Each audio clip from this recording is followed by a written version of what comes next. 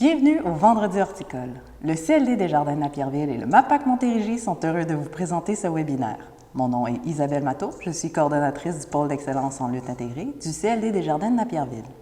En octobre dernier, le gouvernement dévoilait son plan d'agriculture durable 2020-2030 qui vise à accélérer l'adoption de pratiques agro-environnementales afin de répondre aux préoccupations du milieu agricole et des citoyens. Pour vous expliquer les tenants et aboutissants de ce plan, qui de mieux que celle qui en assure la coordination? Nous avons donc invité Marie-Hélène April, la coordonnatrice du plan, pour un tour d'horizon. Marie-Hélène détient un baccalauréat en agronomie de l'Université Laval et une maîtrise en sciences de l'eau de l'Institut national de recherche scientifique. Après avoir travaillé quelques années à l'Université Laval, puis à l'étranger, elle devient en 2002 conseillère en éco-phytoprotection au MAPAC, plus spécifiquement à la direction de l'agro-environnement et du développement durable. Elle a entre autres participé à l'élaboration du volet environnement de l'indicateur de risque des pesticides du Québec.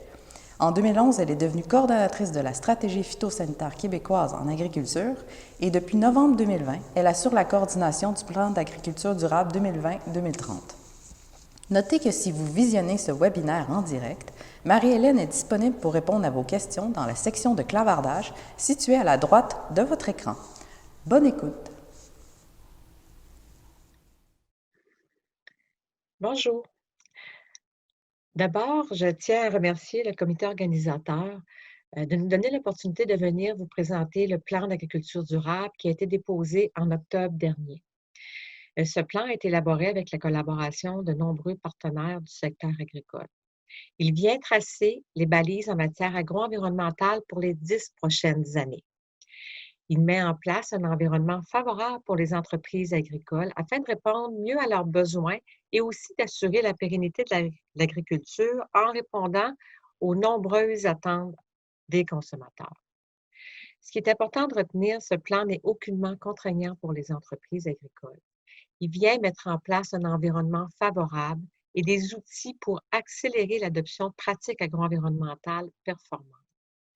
Il y a des indicateurs aussi, des cibles qui se greffent à ce plan-là, avec des objectifs naturellement pour mobiliser l'ensemble des acteurs du secteur agricole vers des objectifs communs, pour que tous ensemble, on s'oriente vers un même objectif, un même but pour atteindre des cibles concrètes et mesurables. Je vais vous présenter aujourd'hui ce plan. Je vais en faire un survol afin que vous puissiez mieux en saisir son contenu. Puis, on va se garder de l'espace aussi à la fin pour qu'on puisse discuter parce que certains d'entre vous auraient sûrement des questions additionnelles qui vont surgir en cours de présentation. D'abord, je vais vous présenter les éléments clés du plan d'agriculture durable, les objectifs qui ont été établis avec les indicateurs et les cibles, les moyens qui sont en place, en fait, pour aider les entreprises, puis à ces moyens-là, des mesures phares qui s'y greffent, des mesures phares innovantes qui vont permettre d'accélérer l'adoption de pratiques agro-environnementales. Et enfin, je vais conclure et aussi en présentant les prochaines étapes qui vont suivre, parce que ce plan-là dresse les balises pour les 10 prochaines années, mais tout n'est pas encore fait. Ça va se mettre en place graduellement dans le temps. Donc, plusieurs choses qui vont se mettre en place dès l'année 1, c'est-à-dire dès l'année 2021.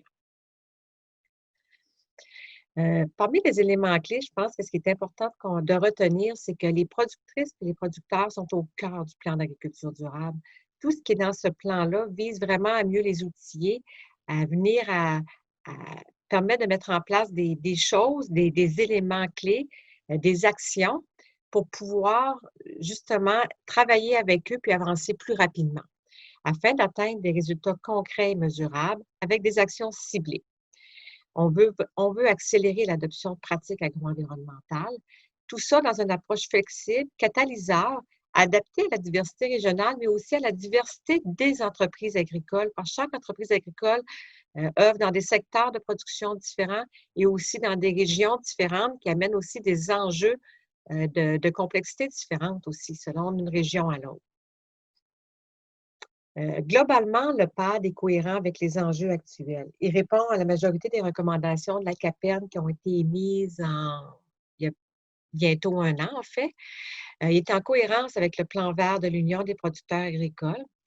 Il vient aussi contribuer à la cible de réduction des GES qui est annoncée dans le plan pour une économie verte en novembre dernier. Et il répond aux attentes des consommateurs, c'est-à-dire il va permettre de réduire l'empreinte environnementale des entreprises agricoles. Le plan est doté d'un budget de 125 millions de dollars pour les 5 premières années. Ce budget-là, en fait, une grande partie va aller directement aux entreprises agricoles. Plus de la moitié du budget, en fait, va être aux entreprises agricoles via une mesure qui s'appelle la rétribution, dont je vais expliquer un petit peu plus tard, qui vise vraiment à reconnaître les efforts des entreprises agricoles pour atteindre, pour accélérer l'adoption des pratiques agro-environnementales, pour l'adoption de ces pratiques-là. Un 30 millions pour le développement des connaissances. Et enfin, le reste du budget, le 25 millions, va aller directement à l'accompagnement, à la formation et aussi au transfert des connaissances. Dans le cadre de ce plan-là, aussi, des ressources humaines additionnelles ont été ajoutées en région. Ces ressources humaines additionnelles-là vont permettre l'ajout d'agronomes et aussi d'ingénieurs qui vont être davantage disponibles sur le terrain pour mettre de l'avant des actions qui vont être lancées dans le plan d'agriculture durable et aider les entreprises à emboîter le pas, les entreprises et aussi les conseillers première ligne. À ce budget-là aussi, il ne faut pas oublier que s'ajoute le budget, les budgets qui sont actuellement en cours, dont le budget du programme Prime Vert avec environ 20 millions de dollars par année pour favoriser les pratiques, pour favoriser l'agro-environnement sur les entreprises agricoles. Il y a aussi les budgets pour les programmes. Il y a le programme Service Conseil, environ 10 millions de dollars sont donnés annuellement aux entreprises agricoles pour des services conseils en agro-environnement. À cela s'ajoutent aussi des sommes qui viennent de d'autres programmes, dont Innovation et aussi les sommes qui sont attribuées dans le cadre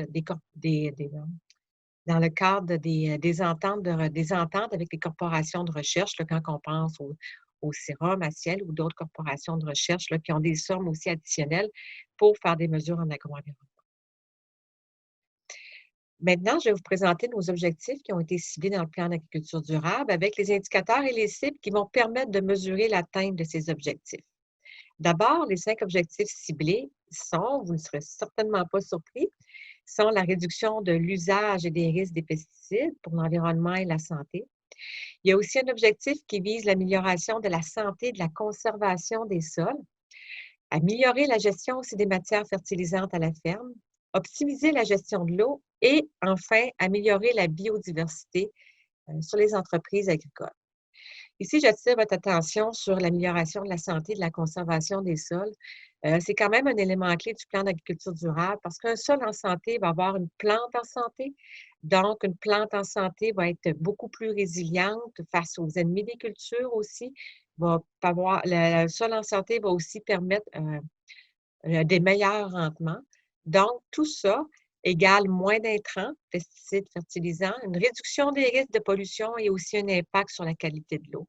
L'ensemble de ces objectifs sont interreliés aussi. Donc, on va travailler sur l'ensemble d'entreprises agricoles, sur l'ensemble des pratiques agro-environnementales pour que, justement, on puisse favoriser ce sol en santé-là qui va permettre une plante en santé qui va être le moteur, justement, d'une entreprise qui va être rentable. Les critères liés au choix des indicateurs, parce qu'à ces objectifs-là, on a mis en place, on a indiqué, en fait, on a établi des indicateurs et des cibles. Le choix des indicateurs était quand même une longue démarche parce qu'il fallait réfléchir aussi à la disponibilité des variables qui allaient être utilisées. On voulait un suivi pour les 10 prochaines années, des indicateurs aussi au niveau provincial. Donc, il faut mesurer l'état d'avancement de l'atteinte de nos objectifs au niveau de la province. Il fallait qu'il y ait un fort intérêt aussi pour les productrices et les producteurs agricoles. On veut que ces indicateurs-là puissent parler aux productrices et aux producteurs qui sont vraiment au cœur du plan d'agriculture durable. On voulait aussi des indicateurs intégrateurs qui vont permettre de mesurer vraiment l'atteinte de résultats concrets. Et ce qui était aussi un enjeu lors du choix de l'indicateur, c'est avoir que ces indicateurs puissent reposer des données solides, existantes et facilement accessibles pour éventuellement permettre un suivi administratif simple et le plus précis possible.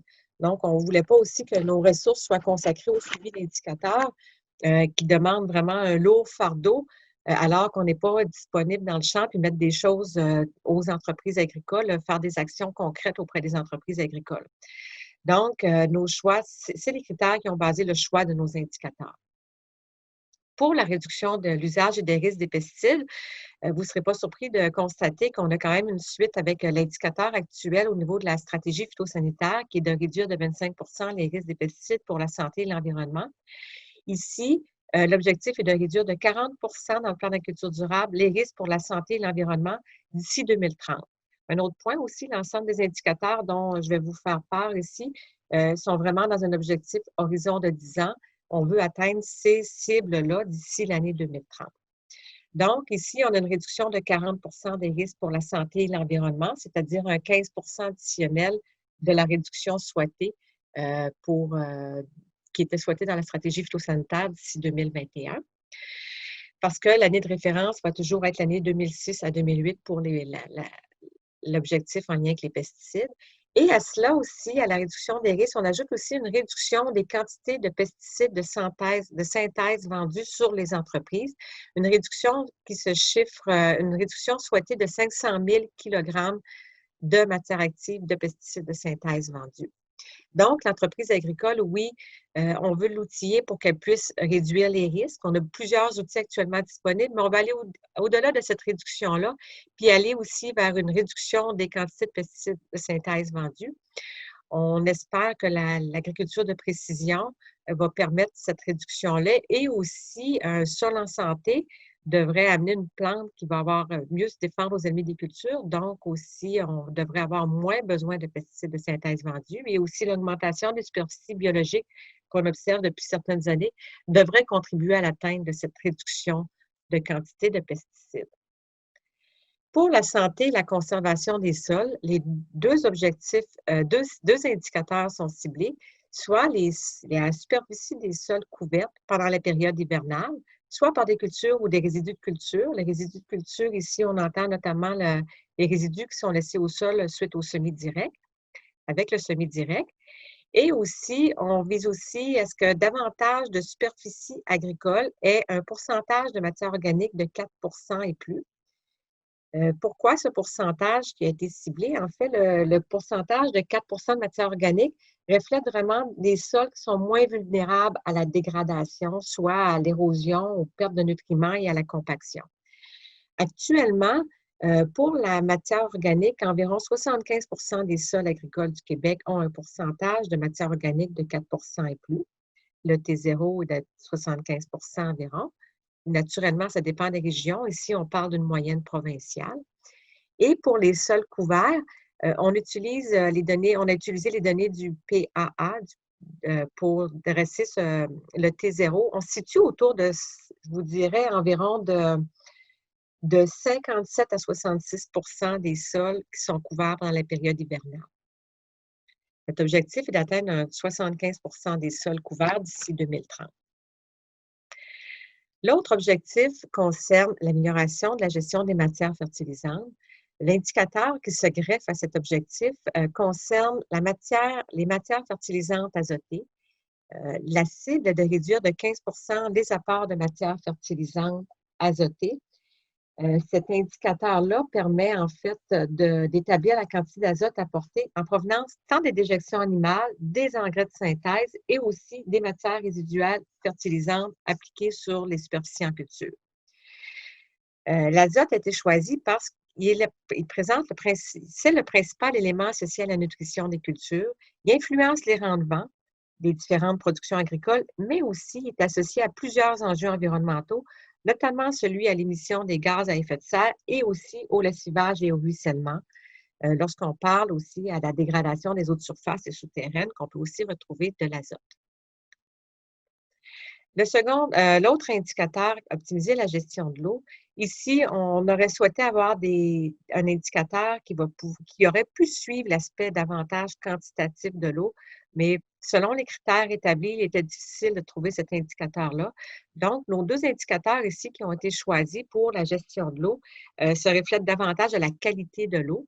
On va suivre au cours du temps l'amélioration de l'indice de santé benthos des cours d'eau dégradés. Et aussi, on veut réduire de 15 la concentration du phosphore total des cours d'eau. Comme vous le remarquez, là, la plupart, en fait, il y en a 8 indicateurs en tout, là, il m'en restait un. 4 des 8 indicateurs concernent les pesticides et la santé des sols. Au niveau de la gestion de l'eau, ici, on a 2 indicateurs qui sont beaucoup. Le premier au niveau de la santé mentos, qui va vraiment refléter la qualité, la qualité de l'écosystème aquatique, qui est un indicateur très intégrateur qui va refléter les pratiques en champ au niveau tant des pesticides, au niveau de la perte de sol, de l'érosion et aussi les sédiments dans l'eau et aussi au niveau de la gestion des fertilisants. Donc, on a vraiment un indicateur très intégrateur au niveau de l'indice de santé mentos. Et enfin, au niveau de la biodiversité, pour améliorer la biodiversité, ce qui a été choisi, c'est vraiment un indicateur, c'est des pratiques qui sont connues de la part des entreprises agricoles, qui sont faites depuis plusieurs années. L'objectif est vraiment d'accélérer l'aménagement des superficies agricoles qui sont des superficies aménagées qui vont être favorables à la biodiversité. Ici, on pense aux bandes riveraines élargies et aux haies brise-vent. Plusieurs bandes riveraines ont été aménagées, plusieurs haies brise-vent ont été aménagées. Dans le plan d'agriculture durable, ce qui est visé, c'est de doubler les superficies qui sont actuellement aménagées. Donc, ça fait le tour ici des indicateurs, des cibles ainsi que des objectifs qui sont visés dans le plan d'agriculture durable. Enfin, je vais vous parler maintenant des moyens et des mesures phares. Vous voyez qu'on a un plan ambitieux avec des cibles précises. Il faut maintenant mettre en place cet environnement dont je vous parlais dès le début, qui va être favorable aux entreprises agricoles. Les moyens ciblés sont des moyens qui existent déjà, vous allez le voir. Ce qui est innovant dans le plan d'agriculture durable, c'est les mesures phares qui se greffent à ces moyens-là. Donc, 5 moyens sont identifiés. Ici, le premier dont je vais vous faire part, c'est la reconnaissance des efforts pour l'adoption de pratiques agro-environnementales qui sont mises en place par les productrices et les producteurs agricoles. On sait que depuis longtemps, plusieurs entreprises agricoles font vraiment beaucoup d'efforts pour améliorer leurs pratiques agro-environnementales, réduire leurs empreintes aussi environnementales. Donc, l'objectif, la mesure phare qui se greffe à ce moyen-là est la rétribution de pratiques agro-environnementales basées sur l'atteinte de résultats et le partage des risques. En fait, il est souhaité de greffer à la rétribution des indicateurs et des cibles à la ferme, notamment en lien avec la santé des sols, la réduction de l'usage des pesticides et aussi l'amélioration de la biodiversité. On veut rétribuer l'entreprise sur des cibles qu'elle va atteindre sur son entreprise elle-même.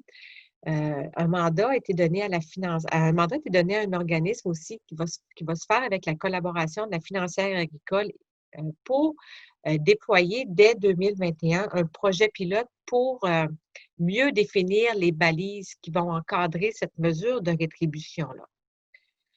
Ici, dans cette mesure de rétribution-là, comme vous vous souvenez tout à l'heure, 70 millions du budget va être attribué dans les 5 premières années, justement pour cette mesure de rétribution-là. On va pouvoir, j'espère, peut-être l'an prochain, quelqu'un du ministère va pouvoir vraiment bien indiquer en janvier ou février prochain les mesures, les balises qui vont encadrer la mesure rétribution, parce que le projet pilote en 2021 va permettre vraiment de mieux définir, on va mieux savoir ça va être quoi les objectifs, les cibles et les sommes aussi qui vont être attribuées à l'adoption de pratiques spécifiques sur les entreprises. Le développement des connaissances est aussi un axe incontournable, comme vous savez, pour développer les pratiques agro-environnementales performantes. Il y a des choses qui existent, oui, le transfert est prêt à se faire, mais il y a aussi beaucoup de choses encore à établir et à connaître. Donc, dans le plan d'agriculture durable, il y a, on veut établir un partenariat de recherche sous la responsabilité du Fonds de recherche du Québec, Nature et Technologie, et le scientifique en chef du Québec.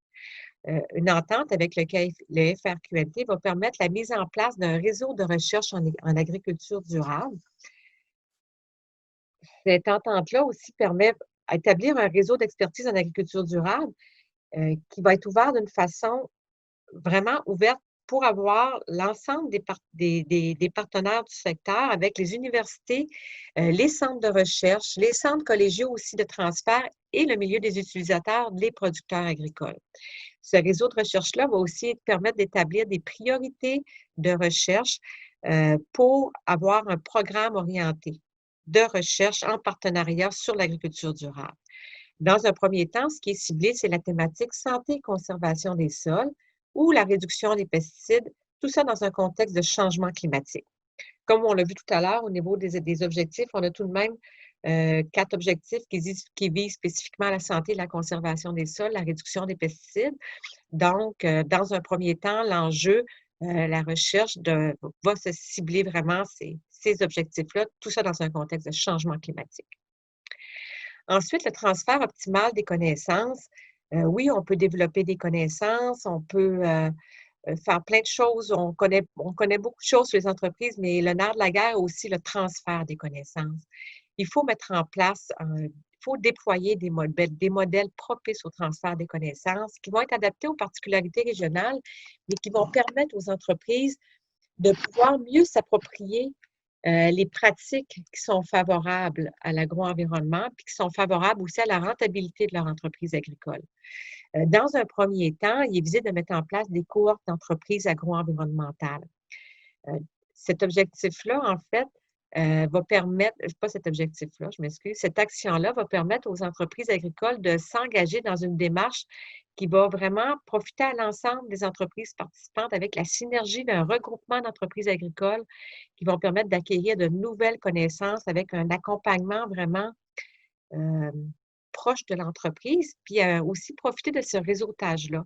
On l'a vu dans divers projets, notamment ici à Montérégie avec le projet de réduction des risques des pesticides, à quel point la synergie peut être importante pour mobiliser les entreprises agricoles. Donc, on veut un peu reprendre, peut-être pas sous cette même forme-là, mais vraiment des cohortes d'entreprises agro-environnementales pour les faire avancer tous en avant vers des mêmes objectifs. L'objectif est de mettre en place les premières cohortes au printemps 2021. Ensuite, au niveau de la formation, on veut travailler avec l'ITA. En fait, pas on veut, le travail est déjà commencé avec l'ITA pour mettre en place un parcours de formation structuré, un parcours de formation continue en agro-environnement. Tout ça va se faire de concert avec les acteurs concernés, notamment les centres collégiaux de transfert de connaissances, de transfert de technologies. Déjà, des formations sont déjà offertes par l'ITA. Celles-ci visent spécifiquement la santé et la conservation des sols. Déjà, il y a la formation Connaître les sols et comprendre leur dynamisme qui est offerte à distance à l'automne et à l'hiver, cet hiver 2021. Il y a aussi l'offre de formation sur la préparation et l'entretien des sols en santé. Puis 2 autres formations vont être préparées au cours de l'année 2021 pour être offertes en 2021-2022, en fait, qui est l'analyse et l'évolution d'un sol en santé, ainsi que l'analyse microbiologique autonome des sols et compost. Donc, en lien avec chacun des objectifs, il va y avoir des formations de fait. Puis, éventuellement, dans la mesure rétribution, il est souhaité reconnaître les efforts de formation que les entreprises agricoles vont déployer pour se former. Donc, c'est-à-dire qu'un producteur qui va faire un ensemble de formations, qui va se former en matière agro-environnementale, va pouvoir aussi bénéficier être reconnu dans la mesure rétribution.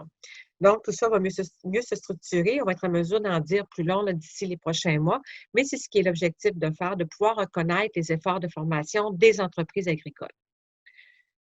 Et enfin, l'accompagnement à la ferme pour l'adoption de pratiques agro-environnementales. Actuellement, on a plusieurs conseillers, plusieurs de tout secteur travaillent à accompagner, à offrir des services conseils aux entreprises agricoles.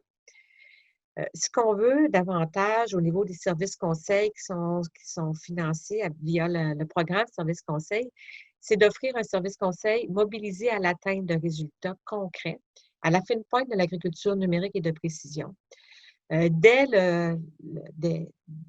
2021, on va mettre en place un projet pilote. D'ailleurs, on a commencé à travailler avec des conseillers pour comment on pourrait faire ce projet pilote-là, mais davantage orienté vers une approche mandat pour la livraison de services conseils, c'est-à-dire, moi, y aller vers régler une ou des problématiques sur l'entreprise, mais d'abord y aller vers une atteinte de résultats et qu'importe le moyen utilisé, les moyens utilisés, les actions qui vont être déployées vont être spécifiques à chacune des entreprises, mais le mandat va être orienté vers des résultats et des cibles précises.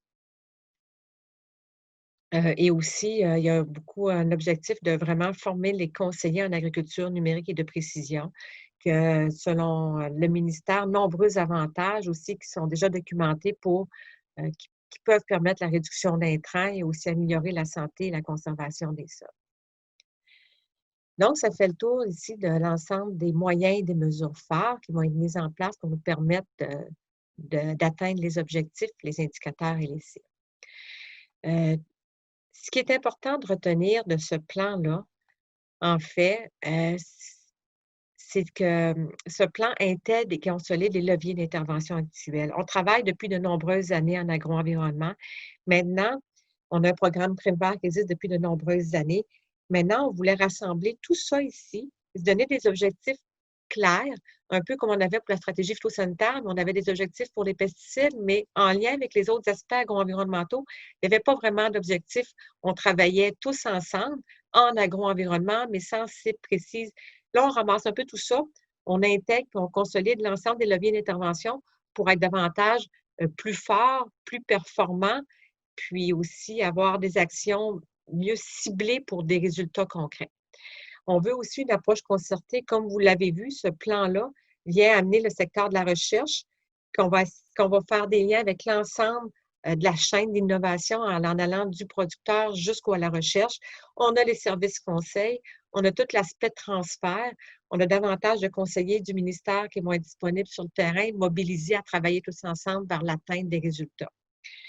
Et aussi, on a avec les parts qui sont faits en région, aussi toutes les organisations locales qui vont travailler aussi dans le même sens pour aider les entreprises à atteindre ces cibles-là. Puis aussi, ça place les productrices et les producteurs au cœur de l'action parce que c'est eux qui vont nous permettre d'atteindre les résultats concrets et mesurables. Donc, c'est eux qu'il faut outiller, qu'il faut aider à atteindre ces résultats-là. Donc, c'est vraiment le producteur qui est au cœur de cette démarche en agro-environnement. Comme vous l'avez dit, comme je l'ai dit à plusieurs reprises, c'est un plan sur 10 ans. On vient dresser les grandes balises. Et maintenant, concrètement, qu'est-ce qui va se faire? On va le décortiquer en 2 plans quinquennales. Donc, on a commencé à travailler sur un premier plan de mise en œuvre quinquennal. Une série de consultations vont prendre place au printemps pour que tous ensemble, on puisse s'engager, l'ensemble des secteurs puissent s'engager pour justement mettre en place des actions concrètes pour les 5 prochaines années. Ce plan-là, l'objectif est de le publier d'ici, en tout cas d'ici le printemps, l'été. Et ensuite, on va avoir 5 ans pour mettre en œuvre le plan quinquennal. Puis ce plan quinquennal-là, mais en fait, il va être basé sur les grandes balises que je viens de vous présenter dans le plan d'agriculture durable. Donc, je crois que ça fait le tour du plan d'agriculture durable. Je suis disponible maintenant là, pour répondre aux questions là, tout le long de la présentation. J'imagine que vous avez chatté, c'était préenregistré. J'ai pu certainement répondre à certaines questions, mais on peut en discuter dès maintenant librement. Je vous remercie de votre attention. J'espère que cette présentation-là a répondu à de nombreuses questions. Puis, je suis disponible, donc je réponds maintenant à vos questions. Merci beaucoup.